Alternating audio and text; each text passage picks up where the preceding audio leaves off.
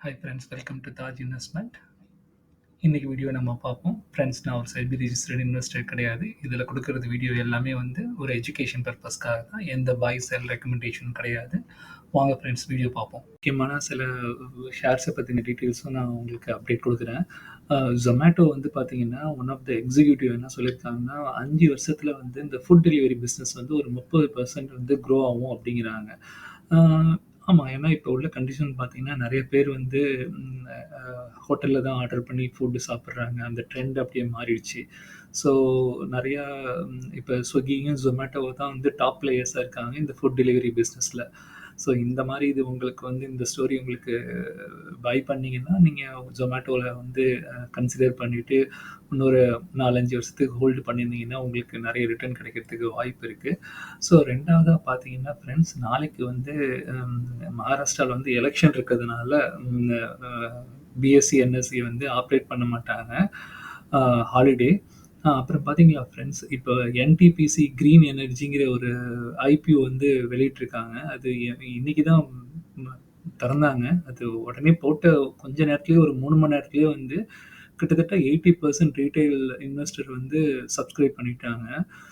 இது வந்து ஒரு பயங்கர ஆர்வத்த குடுத்துருக்குன்னு நெனைக்கிறேன். இந்த என்டிபிசி கிரீன் எனர்ஜிங்கிறது. ஏன்னா, இப்போ போற ஃபியூச்சர்ல எல்லாமே வந்து கிரீன் எனர்ஜி, இந்த சோலாரு அந்த மாரி இதில தான் எல்லாருமே இருக்கும்னு சொல்லிட்டு பிளான் பண்றாங்க. ஏன்னா, ஆயில்லாம் வந்து ரொம்ப டவுன் ஆயிடும். அடுத்த ஒரு அ 5 வருஷத்துக்கு, அதாவது 2030, 2035லாம் வந்து மோஸ்ட்லி வந்து வேர்ல்டே வந்து கிரீன் எனர்ஜி நோக்கி தான் போயிட்டுருப்பாங்க. ஸோ, அதனால இது வந்து இந்த என்டிபிசி வந்து அவங்க மெயினா வந்து அவங்க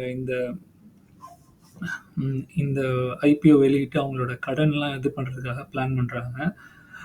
அப்புறம் பார்த்தீங்களா ஃப்ரெண்ட்ஸ், இன்னொரு ஒரு ரிப்போர்ட் என்ன சொல்லுதுன்னா, இந்த ஃபெஸ்டிவல் டைம்ல வந்து கிரெடிட் கார்ட வந்து யூஸ் பண்ணி தான் மோஸ்ட்லி ஆன்லைன்ல வந்து எல்லாரும் ஷாப்பிங் பண்றாங்க அப்படிங்கிறாங்க.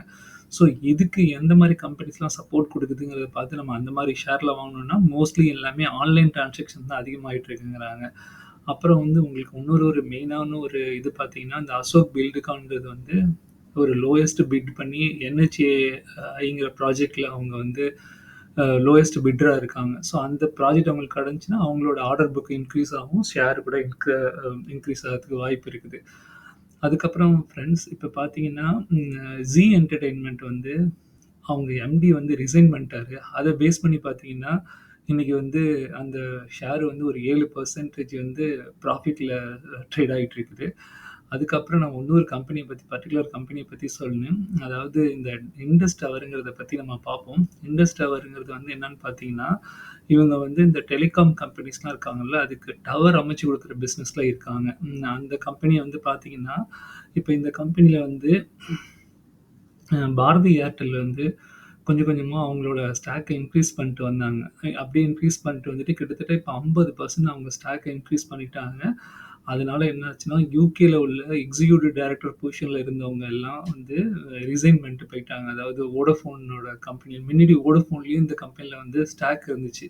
உங்களுக்கு காமிக்கிறேன் பாருங்க ஃபிரெண்ட்ஸ். இப்ப இன்வெஸ்டர்ல பார்த்தீங்கன்னா, புரமோட்டர் வந்து 53.01 இருக்காங்க. அதுல நீங்க பாருங்க, மெயினான புரமோட்டர் வந்து யாருன்னா, இந்த பாரதி ஏர்டெல் தான். அவங்க ஃபர்ஸ்ட்டு பார்த்தீங்கன்னா 2021ல 23% இருந்து அப்படியே கொஞ்சம் கொஞ்சமா இன்க்ரீஸ் பண்ணிட்டு வந்துட்டு, இப்ப லாஸ்ட்டா செப்டம்பர் குவார்ட்டர்ல பார்த்தீங்கன்னா 50% அவங்க தான் புரமோட்டரா இருக்காங்க.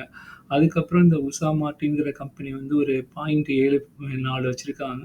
அதுவும் இல்லாம இந்த ஒமேகா டெலிகாம் ஹோல்டிங்கிறவங்களும் வந்து அ அ ஒரு 2.28, 26% வச்சிருக்காங்க.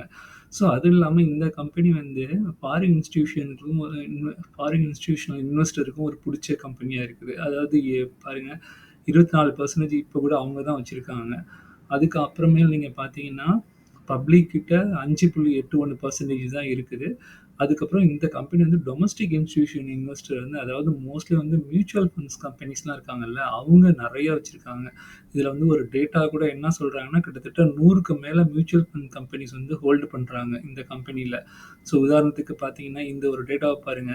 ம் இண்டஸ் டவர்ல வந்து மியூச்சுவல் ஃபண்ட்ஸ் வந்து கிட்டத்தட்ட 116 கம்பெனிஸ் வந்து இந்த இண்டஸ் டவர்ல ஹோல்டு பண்ணியிருக்காங்க.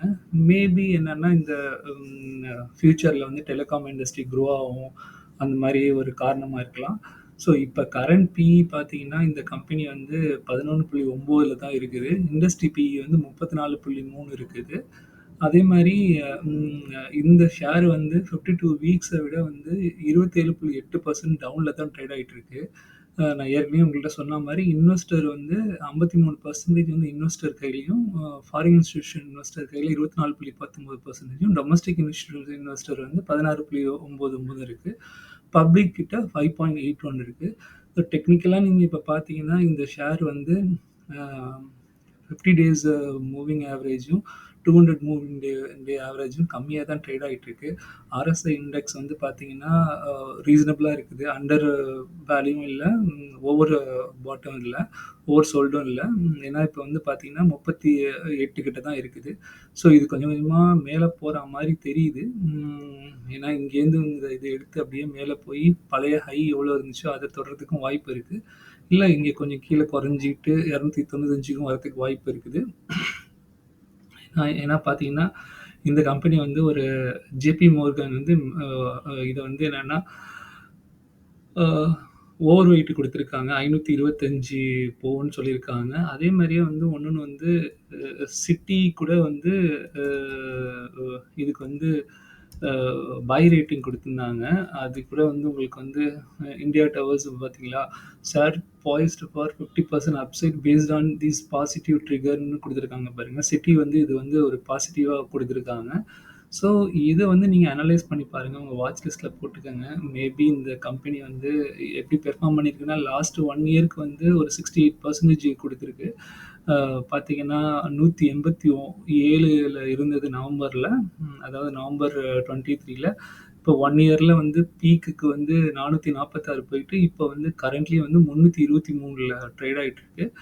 நான் ஏற்கனவே சொன்ன மாரி இந்த ஸ்டாக் பிஇ வந்து 12ல தான் இருக்கு. இண்டஸ்ட்ரி பிஇ வந்து 34.3ல இருக்கு.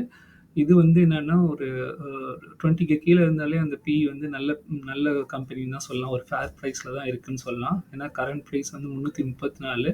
அது மாரி இன்ட்ரின்சிக் வேல்யூ கூட வந்து பார்த்தீங்கன்னா 244 இருக்குது. இந்த கம்பெனி உங்களுக்கு புடிச்சிருந்துச்சுன்னா, நீங்க இன்வெஸ்ட் பண்ணுங்க ஃப்ரெண்ட்ஸ். என்னோட வீடியோவ லைக் பண்ணுங்க, சப்ஸ்கிரைப் பண்ணுங்க. உங்க ஃப்ரெண்ட்ஸ்க்குலாம் ஷேர் பண்ணுங்க. இந்த வீடியோ உங்களுக்கு புடிச்சிருக்குன்ட்டு நம்புறேன் ஃப்ரெண்ட்ஸ். இன்னும் ஒரு நல்ல வீடியோவோட நான் உங்களுக்கு வரேன்.